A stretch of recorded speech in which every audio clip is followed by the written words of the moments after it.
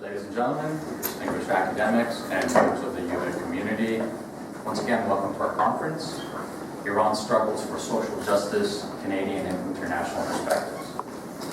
As you see on your conference program, we have a magnificent array of diverse presenters who will reflect on various themes of the conference. This morning, we also have the honor of having Professor Hamid as our keynote speaker. Dr. Dabashi is the Hagop Kevorkian Professor of Iranian Studies and Comparative Literature at Colonial University in New York, the oldest and most prestigious chair in this field. He has taught and delivered lectures in many North and Latin American, European, Arab, and Iranian universities. He is a founding member of the Institute for Comparative Literature and Society, as well as a founding member of the Center for Palestine Studies at Columbia University. Born into a working-class family in southwestern city of Ahvaz in the Khuzestan province of Iran, Dr. Dabashi received his early education in his hometown and his college education in Tehran before he moved to the United States, where he received a dual PhD in sociology of culture and Islamic studies from the University of Pennsylvania in 1984, followed by a postdoctoral fellowship at Harvard University. An internationally renowned cultural critic and award-winning author, his books and articles have been translated into numerous languages, including Japanese, German, French, Spanish, Italian, Russian, Hebrew, Danish, Arabic, Korean, Persian, Portuguese, Polish, Turkish, and even Urdu. Last time I counted, Dr. Dabashi had written 25 books, edited 4, and contributed chapters to many more. He is the author of over 100 essays, articles, and book reviews in major scholarly and peer-reviewed journals on subjects ranging from Iranian studies, medieval and modern Islam, comparative literature, world cinema, and the philosophy of art, transit studies. A selected sample of his writing is co-edited by Andrew Davidson and Hamid, entitled "The World is My Home," the Hamid Dabashi Reader. In addition, Dr. Dabashi is the series editor of Literatures and Cultures of the Islamic World for Palgrave Macmillan. Dr. Dabashi also studies Middle Eastern cinema in the context of his commitment to advancing transnational art and independent world cinema. He is the founder of Dreams of a Nation, a Palestinian film project dedicated to preserving and safeguarding Palestinian cinema. He's also chiefly responsible for opening up the study of Persian literature and Iranian culture at Columbia University to students of comparative literature and society, breaking away from the confinements of European Orientalism and American area studies. In addition to being a committed teacher for the past 4 decades, Dr. Dabashi is a public intellectual on the global stage, a current affairs essayist, a staunch anti-war activist. His writings and interviews have at times, and rightly, been critical of unjust policies around the globe. This morning's lecture, following the theme of this conference, is titled "The Capital, the Colonial, the Political: Fragmented Signs of Social Justice in an Imperfect Future Tense." Please join me in welcoming our keynote speaker, Dr. Hamid.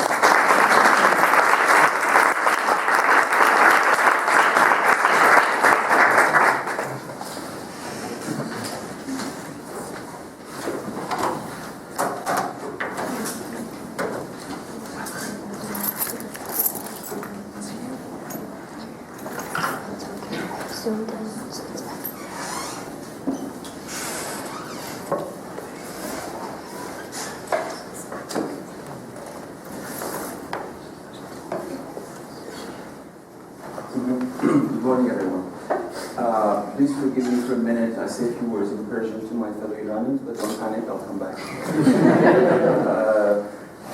عرض سلام دارم از صبح بخیر به همه رفقای عزیزم و ببخشید که باید انگلیسی حرف بزنم. اینی که ما در کانادا باید انگلیسی حرف بزنیم که در شیراز یا اهواز یا تهران یا مشهد خودش بخشی از مسئله‌ای که این کنفرانس بهش مربوطه. بسیار دلم می‌خواست همه ما با همکارانمون در تهران می‌بودیم، در تبریز می‌بودیم، در کرمانشاه می‌بودیم و راجع به این مسئله صحبت می‌کردیم. اینی که نمی‌تونیم خودش بخشی از این مسئله است. به هر حال عضو می‌خوام از اینکه انگلیسی حرف بزنم. Let me first begin by thanking the gracious and mind-numbing introduction that I really don't know how to respond to. I don't count anything. I always consider myself a potter who's a guest, a potter. Engage in my pottery shop. I'm just making things. And every once in a while I'll look at one of them and it kind of looks good, and I put it, by my window, show it. That's how I look at my own work. But I'm very grateful for your very kind and gracious introduction. Second, let me also reiterate our host's acknowledgement of native inhabitants of this land. Just like Iman, I'm also a new immigrant to this land, and I'm grateful both on behalf of myself and my children for allowing us to be. I wish they had a choice in this permission to be on this land.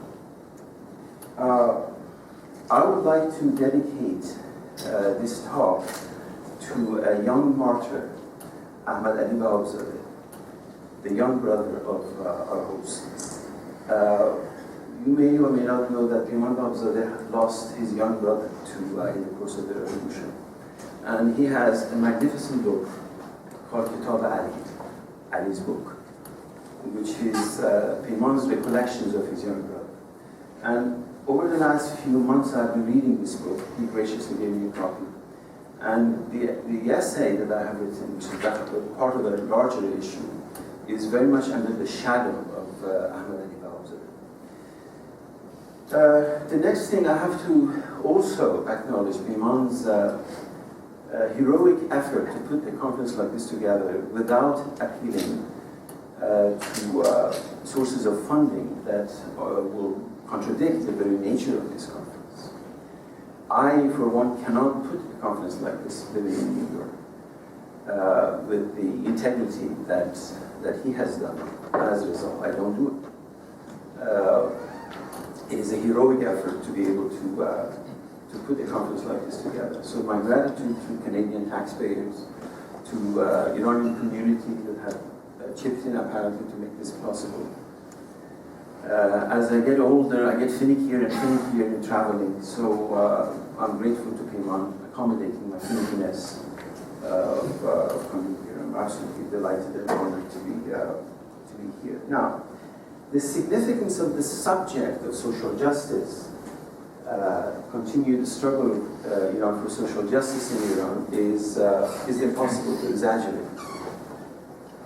As Pimon said in his introductory remarks, the Iranian Revolution of 1977-79 was meant to provide social justice for then about 50 million human beings. Not a single person participating in that revolution, women, men, young, old, left, liberal, whatever, had anything other than social justice. But the fact is that dream was betrayed. A particular brand, a particular ideology, a particular group snatched that dream and produced an Islamic Republic. And that Islamic Republic has presided over systematic, in fact, destruction of any idea of social justice. And more than anything else, the possibility of critical thinking. What is at stake in a society is not just freedom to express, but freedom to think about what has happened. Systematic university purges, successive cultural revolutions, in addition to systematic destruction of social sciences and humanities in Iranian universities that are colleagues, consistently talked about the destruction of social sciences and humanities, the notorious nonsensical Islamization of social sciences and the humanities that even more recently, a courageous student from Tehran University very bluntly talked on Iranian television about the destruction of social sciences and humanities, has created a peculiar condition that, in fact, thinking critically about social sciences and humanities, which are the hard rock foundation of talking about social justice, has migrated away from Iran because of censorial policies of the ruling regime into European, North American, Asian university campuses. Now, this may appear on the surface to be odd for Iranians to come to Canada or anywhere else in North America or in Europe or in the Arab world or in Asia or in Latin America and talk about social justice, for example, in Iran or future of their homeland or things of that issue. But anyone familiar with the Iranian history of the last 200 years, you know that in fact that is not an aberration, but actually the rule. From middle of the 19th century forward, early 19th century forward, the first group of 6 Iranian students were sent by Abbas Mirza to a Qajar prince to London during the course of the Perso-Russian Wars, included a courageous man named Mirza Saleh Shirazi, with whom he brought the first printing machine. Printing machine existed in Iran, but mostly for Christian missionaries.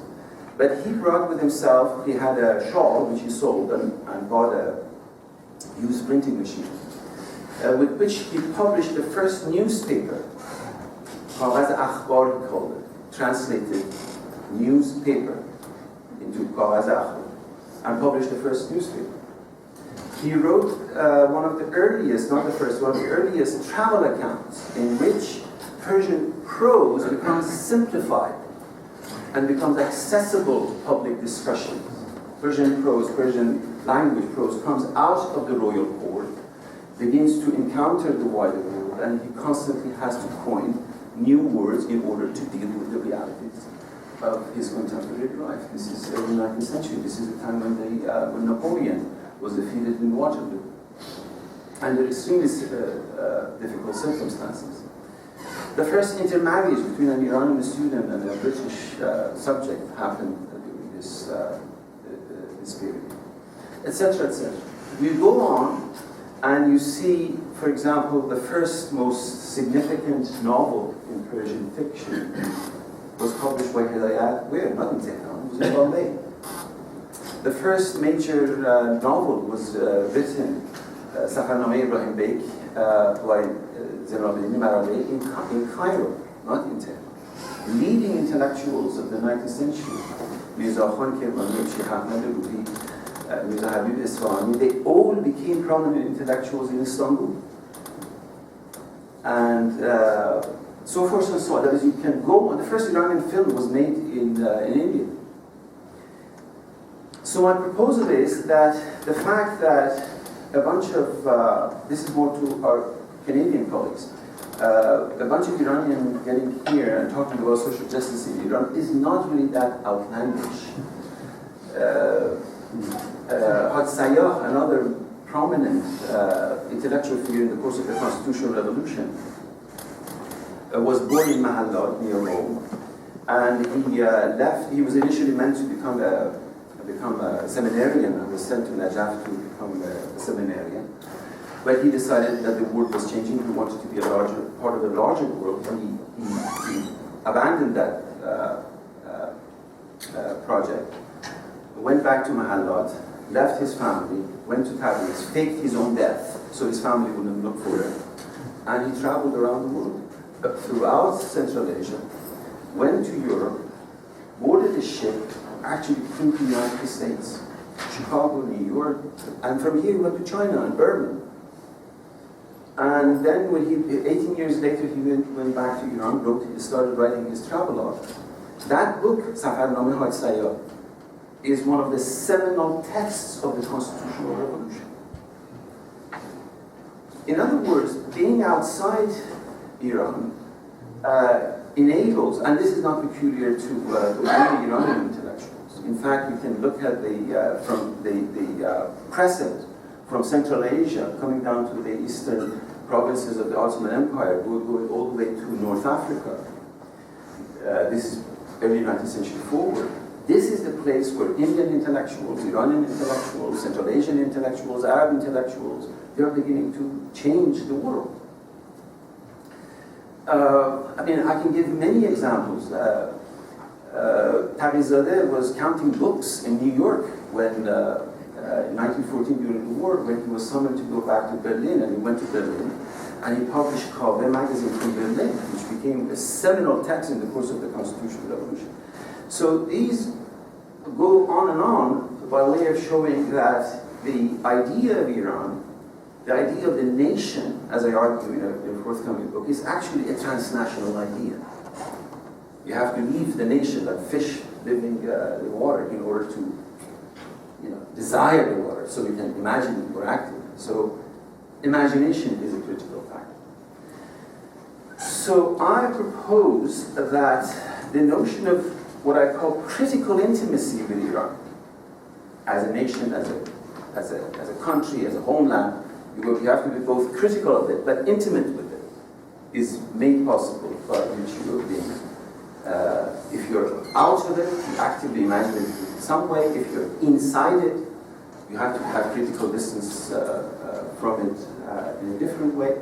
The best example, in fact, is my late colleague Edward Said's book on intellectuals banks on some leading characters, including a fictive character of Bazarov in Turgenev's novel Fathers and Children's. Figures such as Adorno, Edward Said, C. Wright Mills, they all come together that the notion of belonging, where is home and where is exile, assumes porous borders, is not as clear as it appears. And thus, ultimately thinking, the instance of critical thinking is made possible beyond fictive frontiers. Okay? We live in circumstances that, as you well know, labor unions have been systematically destroyed and securitized, systematically, consistently. Student organizations, two of the best examples are already here, have been destroyed and also incorporated into the apparatus of the ruling regime. A major significant part of the nation, they have become ethnicized, minoritized, the Kurdish minority, the Baluch minority. They are minoritized by way of disenfranchising them from their civil liberties.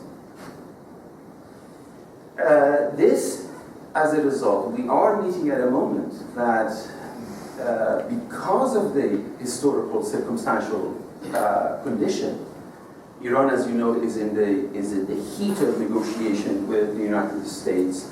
There are horrid warmongers who are imposing sanctions, calling for war, etc. Many of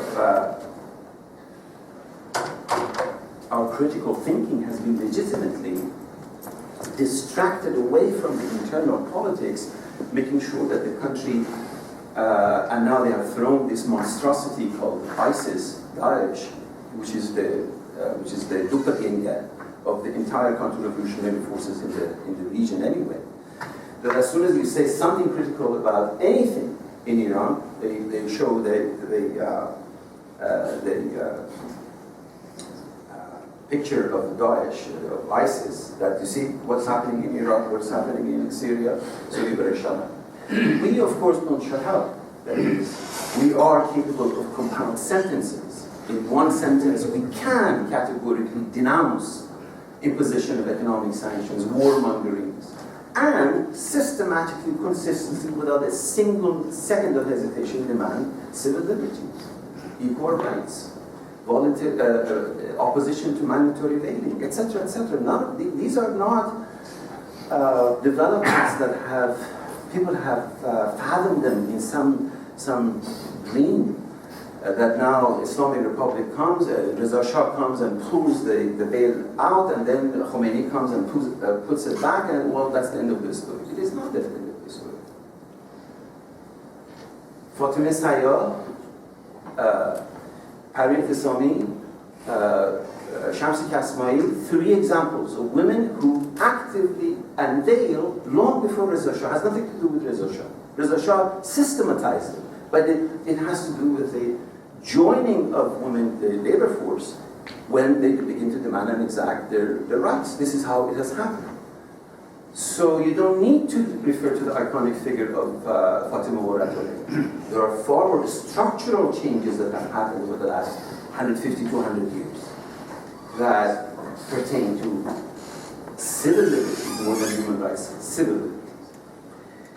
So in circumstances that in Iran you have a very prominent journal putting a picture of Bijan Jazari on the cover and calling him terrorist intellectual by way of intimidating not the left. What is the left? It is intimidating critical thinking.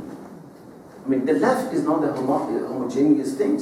If you put 10 of my Iranian colleagues in a room, that outside that room they're called the left, we come out with 25 different positions on various issues.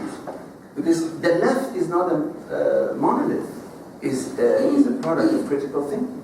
So what is happening inside Iran, through those systematic mass murder of the critical thinking in prisons, the famous, infamous killings of the 1980s, is the not only destruction, but also the infamy of critical thinking.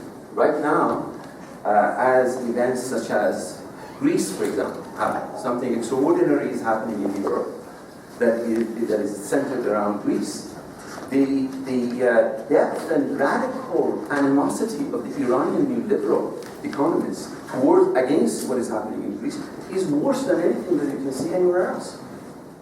This is the issue. The issue is our gathering here, elsewhere, is to see in what particular ways can critical thinking be reconstituted in the aftermath of a realistic assessment that critical thinking, first of all, is ingrained in Iranian society over the last 200 years, but over the last 30 plus years has been systematically destroyed.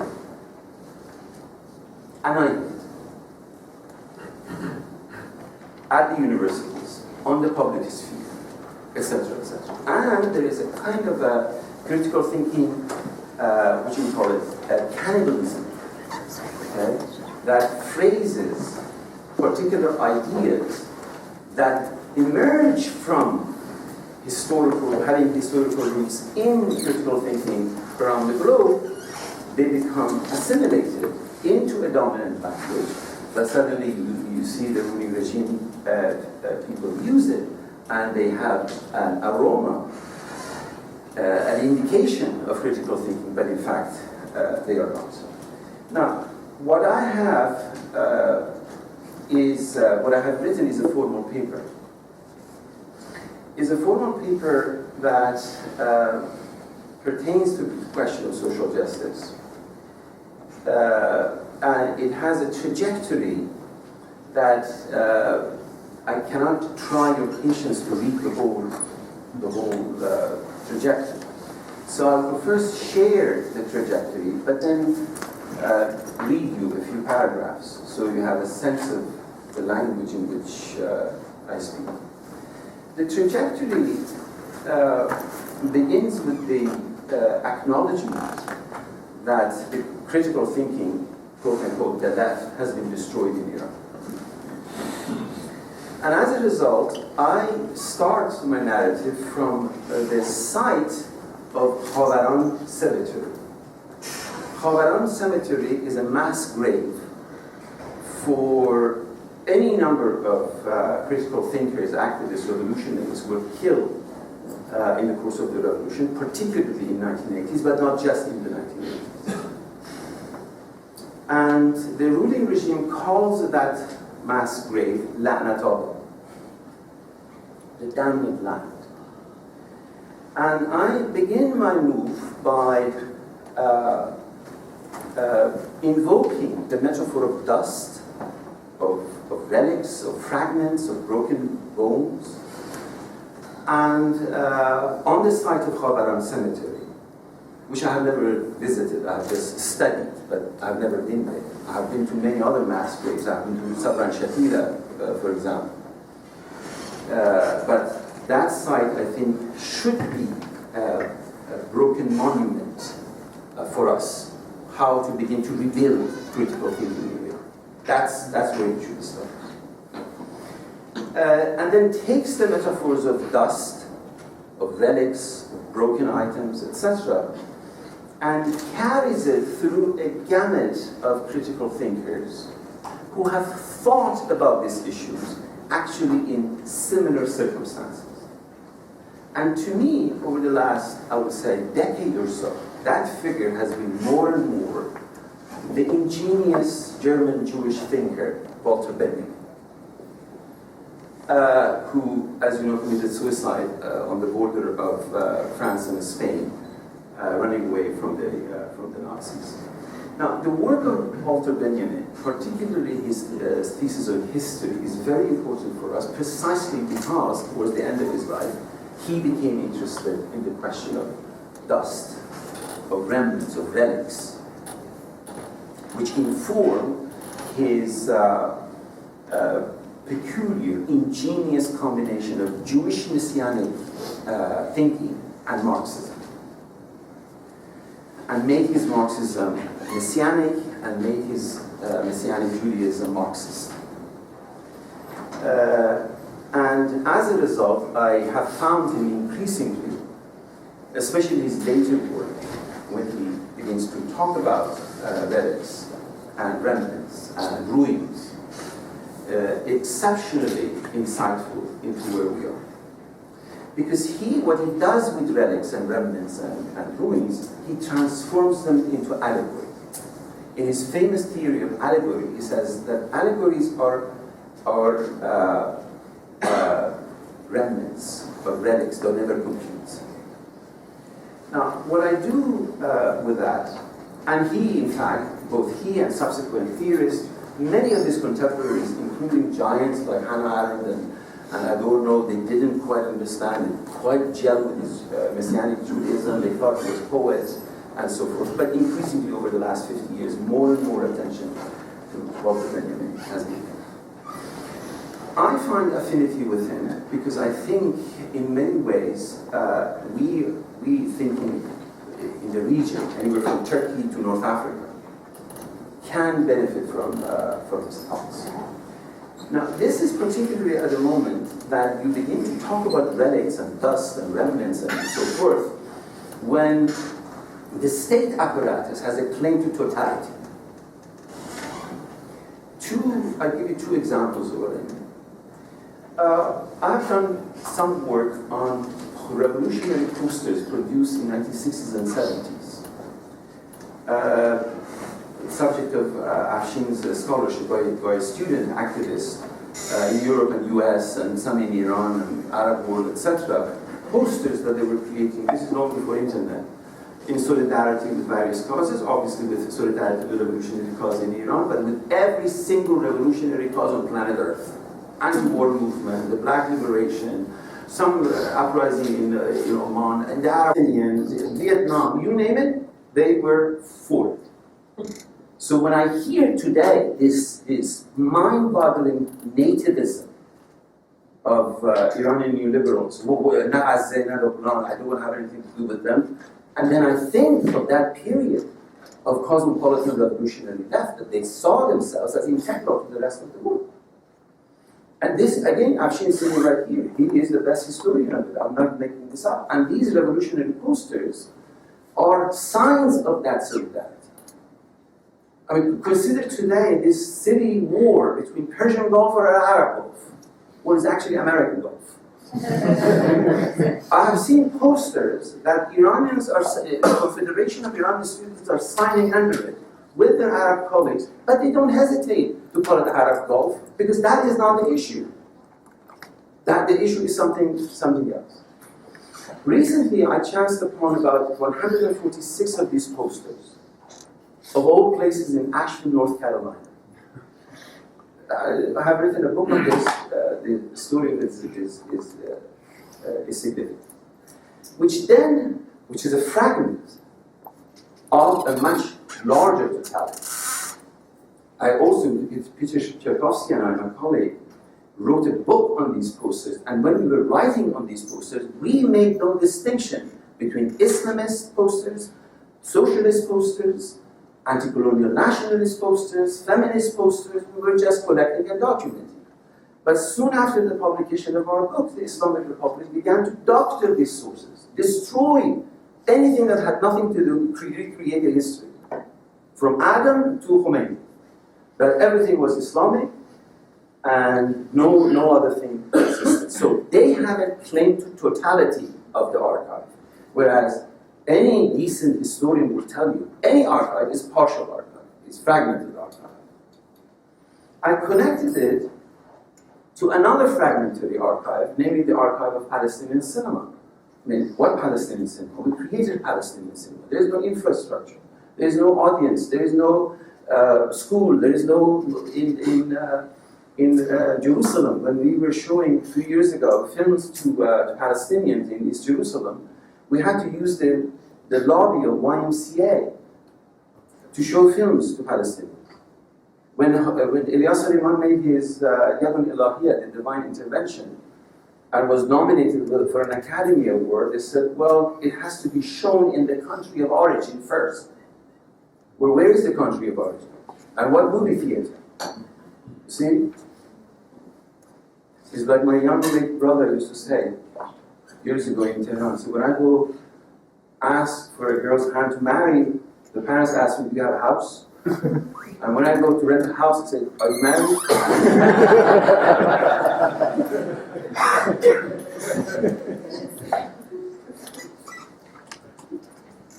Fragments.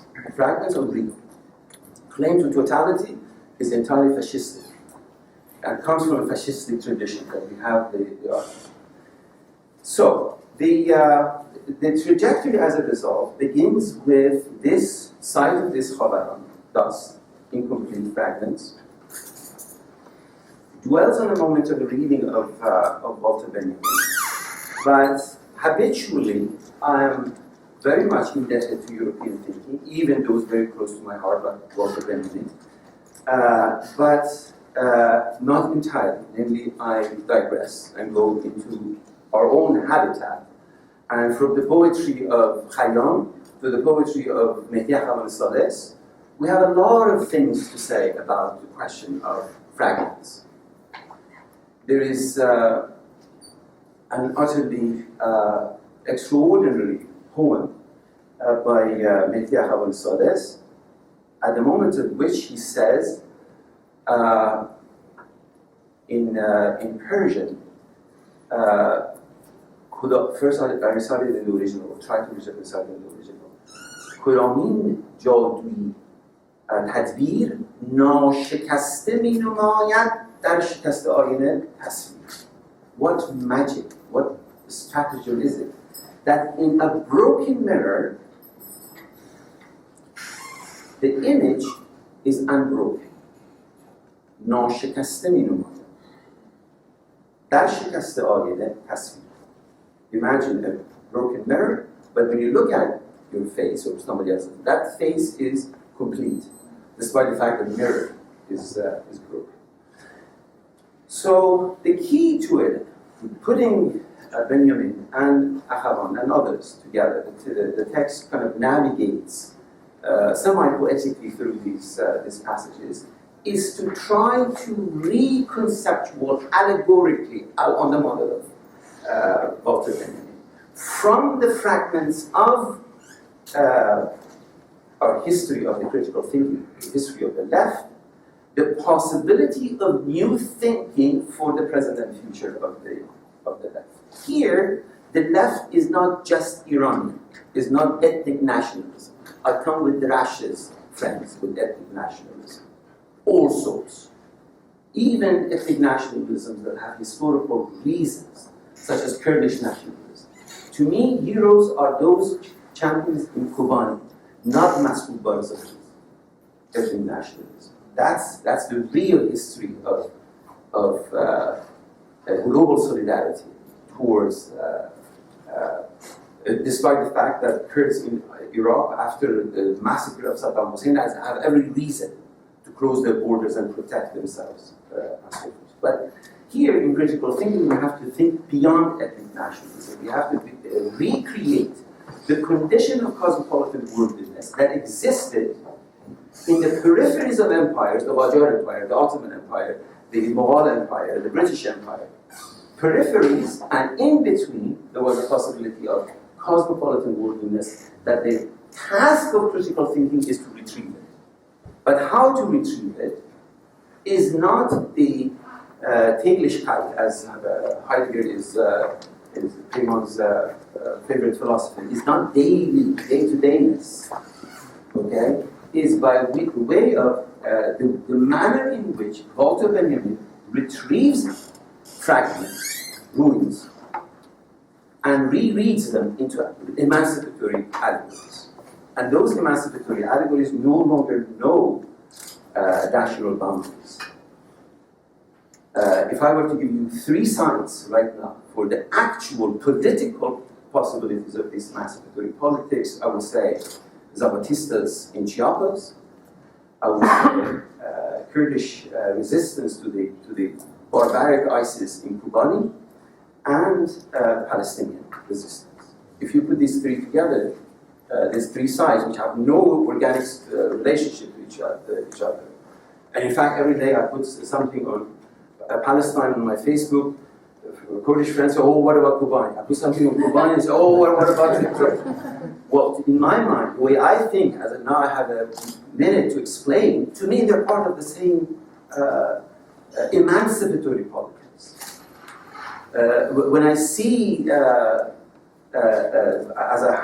I have spent time with Zapatistas, I see Kurds in Kobani, I see Palestinian movement. I don't see freaking Hamas. I don't see Masoud Barzani. These are pathological abuses to which these emancipatory politics are. I don't want to try too much of your patience. I just would like to share with you a couple of paragraphs that conveys the way I think that I share the way I think, but how I write it, that might be of some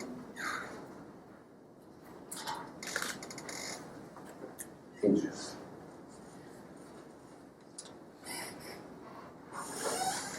Mr. Chairman, how much more time do I have? 25 minutes. 25 minutes. So that will determine how many paragraphs are there. So to recap, the contour is to begin with dust on the site of Hagop cemetery. Begin to dwell theoretically, poetically at the moment of dust. What is this dust and what can we do with it? Goes through a number of philosophical takes, such as Walter Benjamin, there goes to Derrida's notion of trace, etc. But I'm going to skip that short talk and want to share with you 2 passages from 2 literary texts. One is an extraordinary novel called Zawal Colonial in Persian, The Ruining of the Colonel, by Mahmoud Dolatabek, a distinguished living novelist. Zawal Colonial, The Ruining of the Colonel, has a peculiar history. It's a weird kind of a text. Mahmoud Dolatabek wrote it about 30 years ago, but he didn't publish it. He sat on it. Well, why he didn't publish it can be any number of reasons. One is that the censorship didn't want it. To this day, the censorship doesn't allow it. But when an author, he could have published it elsewhere, he didn't. There are all sorts of other reasons why he didn't publish it. So I have a moment of kind of looking at the kernel. In the English translation, it's called the kernel, but the original is the ruining of the kernel. Is the fact that to this day you have English, German, French, Dutch translations of this, but not the original Persian. It's a weird text. It's a shadow of a text. The origin of the body of which doesn't exist. I mean, it exists. A copy of it is in my office in New York, but it is not available. An enterprising charlatan recently published a Persian translation of the English translation. And what is even worse, he tried to imitate Dabashi-The's prose. And the poor man was having a heart attack.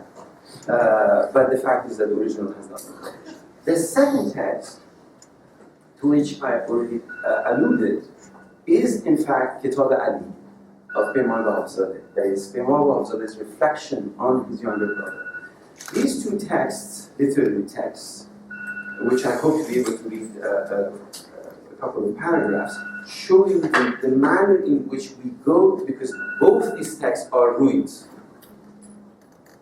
The ruining of the kernel is the magnificent mind of a literary giant like Mahmoud al-Dabashi that is beginning to mourn the death of his own children, as it were, in the course of the revolution. And then the narrator is not a particularly trustworthy narrator. He has just killed his own wife. And he was a military officer in the Shah's army. But there is also a fusion of his character, this colonel's character, and the character. Ma'am, do you want us to wait until you do it in peace? Sorry.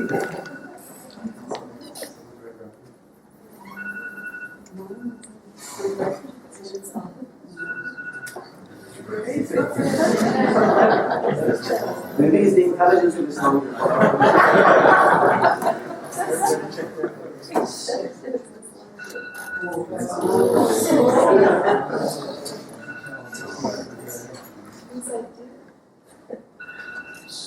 There you go. Really insistent.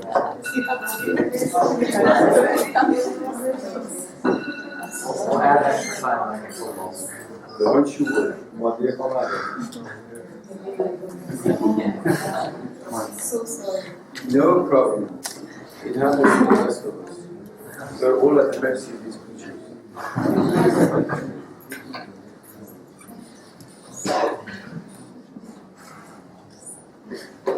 So, here I go without further ado. Let's take the Khavaran cemetery in the suburb of Tehran as the site of our pilgrimage and wonder, and mark mass graves of political dissidents who were summarily executed in the 1980s or before and after, marks what the triumphant Islamists call La'natullah, the damned man, meaning those who are buried there deserve to be called damned, and they're by the triumphalist denunciation as those deserving not the blessing, but the cursing of the victims. Let us thus claim the cursed of the earth, as Fanon did, not the wretched of the earth, as the English rendition of the title would have it, but as the damned of the earth, the damned of the earth. Those buried in Khavaran too are the damned of the earth, the damned of the earth.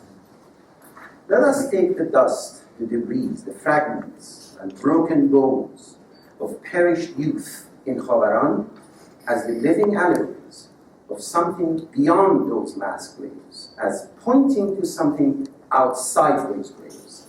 Let's just take the whole rubble of ruins in Khavaran as a broken finger pointing to something beyond their reach, something allegorical, mythic, pointing finger, not to their executioners, for this is not a figure of accusation, but beyond their executioners, they point to a light from which they received guidance, to which they were guiding us, and now we are mourning them.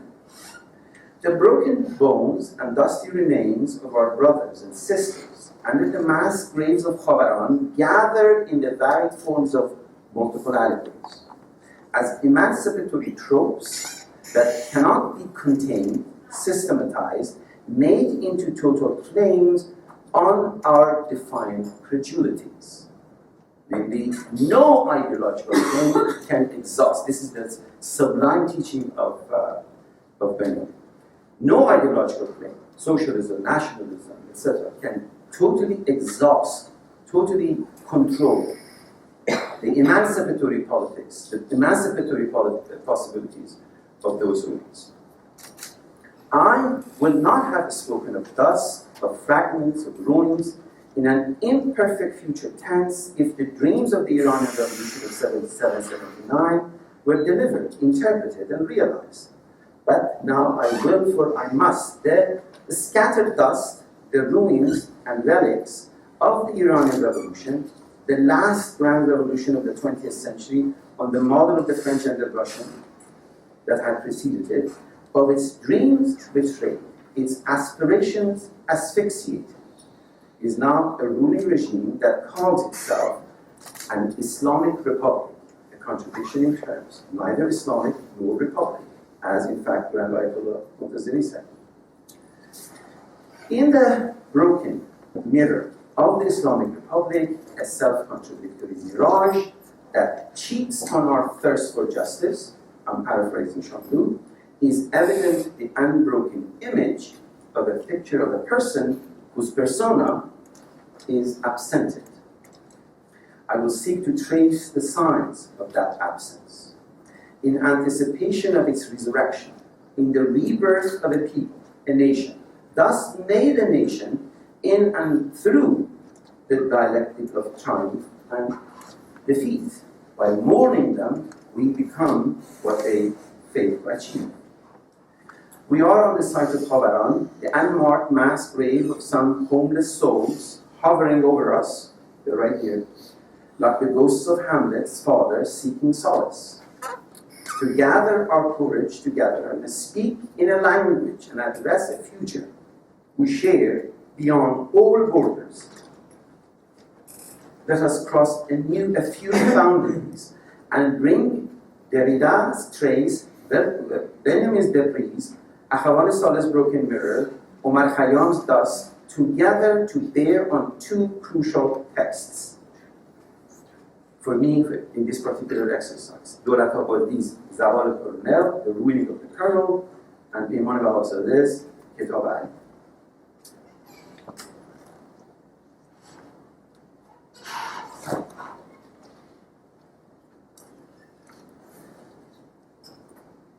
Yes, bear with me for one. Two crucial documents, one a work of fiction by the eminent Iranian novelist Mahmoud Dolatabadi, and the other a deeply moving memoir by Peyman Babasadeh. By the way, until this second, Peyman had no idea what I was going to talk about. So, come together to mark the fragments of a national act of remembrance, gathering to remind and redeem the nation in their liberating allegories. Dolatabadi began writing his Zawal al-Colonial, the ruling of the Colonel, soon after the murderous success of the militant Islamists triumphing over a categorical metamorphosis of the Iranian Revolution of 77-79 into a militant theocracy.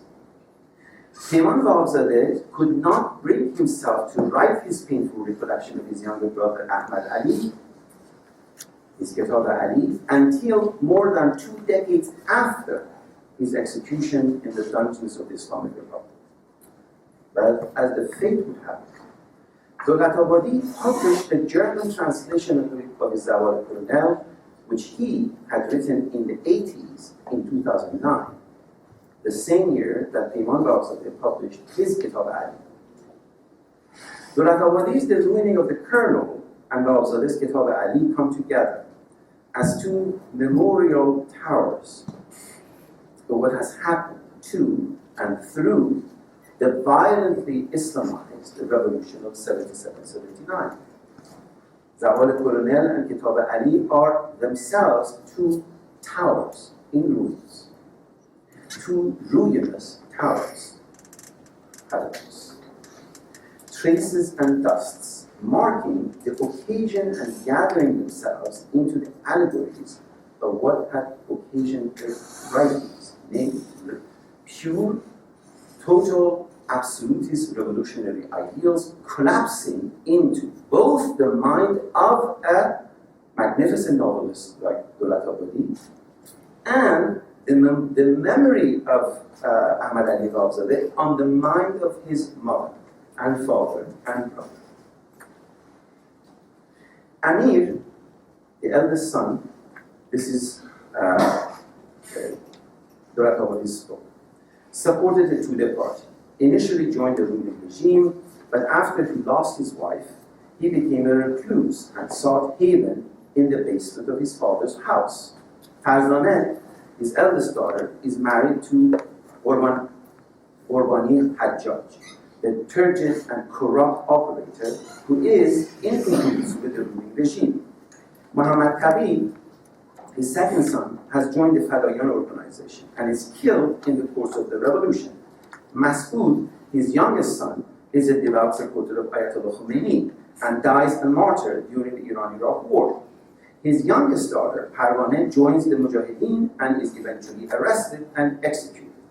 Khizr Javid, whom Amir hides and protects from the lynching mob chasing after his ilk, is the opportunist par excellence, the ruling leitmotif of Iranian political history. Now, in the delusional mind of Colonial, we hear, now I'm quoting, "Who am I trying to fool? I am well aware that at every stage of history there have been crimes against humanity, and they couldn't have happened without humans to commit them. The crimes that have been visited on my children and have been committed and still are being committed by young people just like them, by people steering up their delusions, giving them delusions of grandeur. So why do I imagine that people might improve? Everything going on around us seems to indicate that the values our forebears passed down to us no longer apply. Instead, we have sown the seeds of mistrust, skepticism, and resignation, which will grow into a jungle of nihilism and cynicism, a jungle in which you would never find the courage or even mention the name of goodness, truth, and common humanity. In other words, in this hallucination of the kernel, right there, you see the ruins, you see the idealism of all his children. In fact, you see the idealism of his own youth when he was looking up to Colonial on the question, all coming together into mushy, delusional,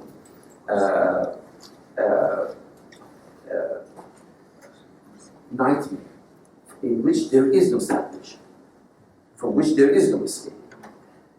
And instead of dismissing it as pessimistic, as nonsensical, in fact, I think that this has to become the mortar upon which we have to build the future of hope on this land. Dawlat-Abadi wrote the book soon after the revolution in the 1980s, but sat on it for obvious or not so obvious reasons. In other words, I do accept his own explanation, but with the life of a thinker, of a writer, one cannot completely say what exactly has happened. The victorious faction of the revolution was too busy writing its own history to allow for the vanquished to have a claim on the narrative of what had happened. In other words, I'm providing us for a way to combat the totality of the narrative of the ruling regime by beginning to bank on the ruins that they have created as allegories of future emancipation. The novel thus first appeared in German and English, and subsequently in many other languages, except Persian and except in Iran. Let me now turn to Kevorkian. Ahmad Ali Babzadeh was born in August 1965, and at the prime of his life, he was executed in August 1988, having spent the last 7 years of his life, since he was 16, in the dungeons of the Islamic Republic. He was among hundreds of other political activists summarily executed by the ruling clerical regime. After 2 decades of private mourning, Ahmad Ali Babzadeh's older brother, Peyman, published a short book, Kitab Ali, the Book of Ali, in 2009, in which we read one of the rarest historical documents. The mourning family remembering their beloved son and brother with a language at once intensely personal and yet profoundly political. In my opinion, one of the rarest. We don't have this kind of document. As you saw in the recent discovery of a number of bodies, of course I don't trust the narrative of the ruling regime. Some 170 soldiers were found, or were reported to be found, that were executed summarily by the Iraqis, sailors, part of the Iranian Navy. Bodies such as this, they are snatched bodies. They can be stolen for their own narrative. In this particular case, it could be, part of the tragedy is that we cannot say for sure that these bodies had existed. They knew where they were, but they suddenly bring them forward in order to put them to some political use of one sort or another. For example, the political gain in the course of these nuclear negotiations, which is really, as in the case of the United States, is more juggling for power within Iranian regime rather than anything else. In my opinion, just to cut to the chase, Iranians never wanted to have nuclear power. They wanted to have the gesture of having a nuclear power. That gesture, that move, gave them negotiating power, rather than actually having it in some place that, of course, either Israelis or Americans could get it overnight. But the gesture of having a claim to it is far more important, and as a result, much that has happened in Lausanne and now in Vienna, etc., I see more as a political game rather than Iran having nuclear. Iran should not have no other country. Any decent human being asks around the globe, what is the position? Iran should not have. Nor should Israel. Nor should have the United States. Nobody should have. What do we want? I mean, the whole world is going to hell because of this nuclear catastrophes in Japan, etc. So the issue is really has been turned into a monstrosity of its own by virtue of political pressure. The case of the body of martyr Ahmad Ali Babzadeh is one of the rare occasions that the body is claimed, first of all, by those who loved it, not for some political narrative, and yet so allegorically that allows it for future generations of critical thinking to put it into that critical thinking, rather than to some ideology by any group, Mujahideen, who? Maryam Rajavi, are you kidding me? This body doesn't belong to Maryam Rajavi.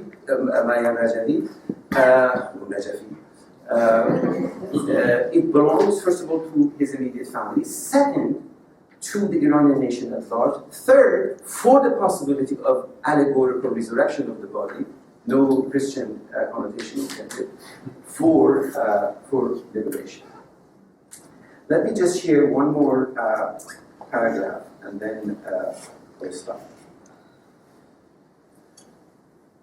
From the censorial politics of the ruling Islamic Republic, preempting the publication of Dolat Abadi's Zawad Colonial, to the painful recollection of Peyman al-Babzadeh, remembering the murder of his young brother, perished in the triumphant banality of the self-same regime, the dust and debris of the Iranian Revolution gather at Khavaran cemetery. This dust complicates reality, mutates it, and forges a common ground between past and present, making the future always already evident in an imperfect tense. The ruling Islamic Republic is knee-deep rooted in neoliberal economics of the most vicious sort. Pasdaran create a company in Tehran selling oils. They rush to China, create a company, and buy the same oil. They export and import oil. This is the way it operates. And yet, flaunts, like a mantra, its opposition to what it disingenuously calls Nizam Sultan, okay, the ruling regime. It is integral to the ruling regime. It's not opposition to the ruling regime.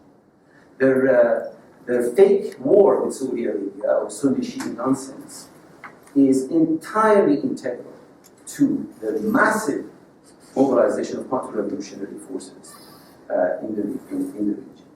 The ruling elite in the Islamic Republic is integral to that Nizam Sultan. In fact, a macrocosm of and definitive to it. While the Wali Faqih insists he is a revolutionary, not a diplomat, his Praetorian pastors, his Praetorian is Uzbek's expression, pastors, are hard-nosed merchant capitalists of the worst kind, selling and buying oil in black market to finance their garrison state. The aggressive transmutation of the state into a garrison state, and all what it means. And Qasem Soleimani, now poised as their supreme warlord, who his supporters now he looks like Che Guevara. The paraphernalia of democracy, with the reformists as their liberal Zionist counterparts, oiling the machinery of Nizam Sultan, Khatami and the rest of them, greasing the machinery of oppression, is in full gear, as the real power, Sepah and Sepah rule the land and the region at large. Soft power theorists, like neoliberal economists, like Joseph Nye and others, they need to go and learn what soft power means from these people in Tehran. Just one of them recently said that the price of one submarine in the Persian Gulf is much higher than financing Hezbollah for an entire year. And then he said it in a moment of truthfulness, Hezbollah is not fighting for Lebanon, Hezbollah is fighting for us. So, the same way that you see in the Islamic Republic this dissemination of soft power, of asymmetrical warfare, much of the discussion in Lausanne and in Vienna, in my opinion, is not about, in fact, nuclear issue, but is about the help, the facility that Islamic Republic of Iran can provide for the smooth operation of American interests in the region, far beyond the abilities. Forget about Saudi Arabia, even Israel. The reason that Netanyahu is so angry is Netanyahu thought he was a hard disk in the computer of United States imperial interests. And now, with the changing politics of the region, in fact, Islamic Republic has outmaneuvered it. It can provide services in Iraq, in Syria, in Lebanon, in Palestine, in Yemen, entirety of the Persian Gulf area, as far as Sudan and even Morocco, services that no other country can do. Now, Arab nationalism has its own troubles. Right now, they are now pointing at Persian Empire, Persian Empire. There is no Persian Empire. This is a whole different geopolitics of the region in which the ruling regime in the Islamic Republic has learned how to operate. My point is precisely along the same porous borderlines that allows for the ruling regime in the Islamic Republic to be so powerful, soft power powerful, in the region, there are counter-attacks, possibilities of revolutionary thinking by ceasing to be nativists, particularly nativist ethnic nationalists, and begin to reconceptualize that revolutionary political cosmopolitan worldliness, that, in fact, the most progressive left in the 50s and 60s, I mean, you can trace it all the way back to the late 19th century, thought themselves to be integral to. And firstly, the documentation of them historically, secondly, the theorization of them in a manner that begins to build a tradition of critical thinking, not only in Iran, but certainly including Iran, that can articulate possibilities of emancipatory liberation politics with all the relevant issues of minoritized ethnicities, ethnicized minorities, women, student assemblies, labor organizations, all written into it by a redefinition of the public sphere as quintessentially transnational public sphere. No public sphere has ever been a national public sphere. Public sphere is transnational. So, when you see me in my previous work referring to Hannah Arendt's notion of public space, public sphere, this is not a romantic notion of, oh, public sphere is fantastic and is a liberal idea. Absolutely not. It is the articulation of labor unions, women's rights organizations, student assemblies, on the side of civil liberties, not on the side of political contestation with the regime, which of course they don't allow. I hope some of what I said made some sense. Thank you.